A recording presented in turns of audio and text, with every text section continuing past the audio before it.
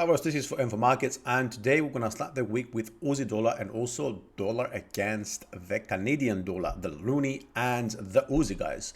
So we are returning to Aussie because last time we looked at it, like last week, we talked of a potential neckline bounce right over here, which we are actually currently seeing, and we also talked of a potential head and shoulders.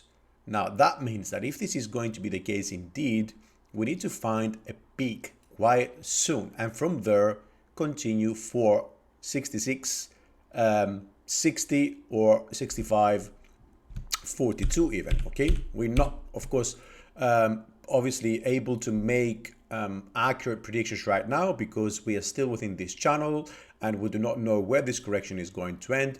But typically the neckline, it's what we are looking for in terms of well, in this case, downside. So if we just put that over here, which is supposedly expected to be the breakout level, that comes exactly to around the 61.8 Fibonacci.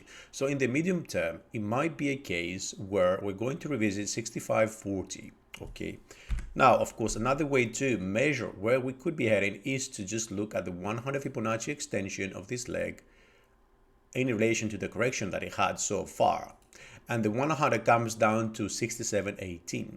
We also have a very good cluster at 67.73, which is the 38 Fibonacci retracement of the full leg to the upside and the 0.78 Fibonacci extension of the descending leg. On the 1 hour, we see that this is actually giving us a divergence already. So you see between here and here and here and here. That suggests that in case we do indeed stop at 69.21 or so, or anywhere below 69.35, if we stop and we see signals, candlestick signals of a potential reversal or just a pullback, then we should keep in mind that there is good probabilities of a breakout of this particular level, which is also a cluster between the channels. So this is a very important thing to pay attention to going forward, perhaps even today.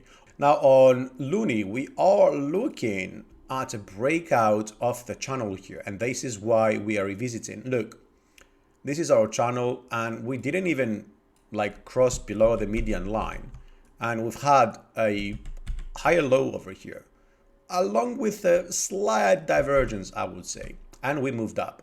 And here's what we actually see now. From here to here, we have a peak.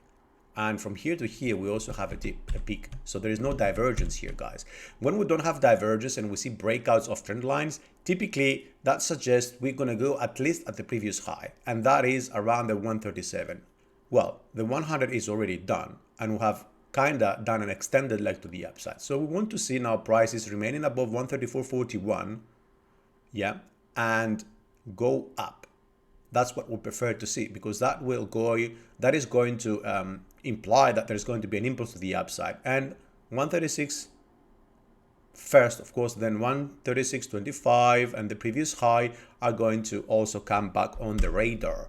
But I repeat, we need to stay above the 134.40. We prefer to do one more leg up and then get a deeper correction. Perhaps even we're going to get a retest of the channel. But if we follow straight from here without a new high, even a very little one, then most probably we're going to continue lower down. And in this case, of course, and as always, we have to pay attention to the 50 Fibonacci, 134, which is a strong handle as well, given the round number.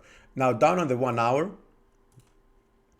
we are seeing an actual divergence over here and a move to the downside. So we would prefer, again, because it always comes to preference, because we're looking for longs here, that we don't go below the 134.35. Okay, so let's see whether this level can hold, and of course, most importantly, whether the channel, this channel I just deleted accidentally, can indeed flip from a resistance to a support. If that's the case, then we ought to see further continuation to the upside and a short-term trend to the upside at least.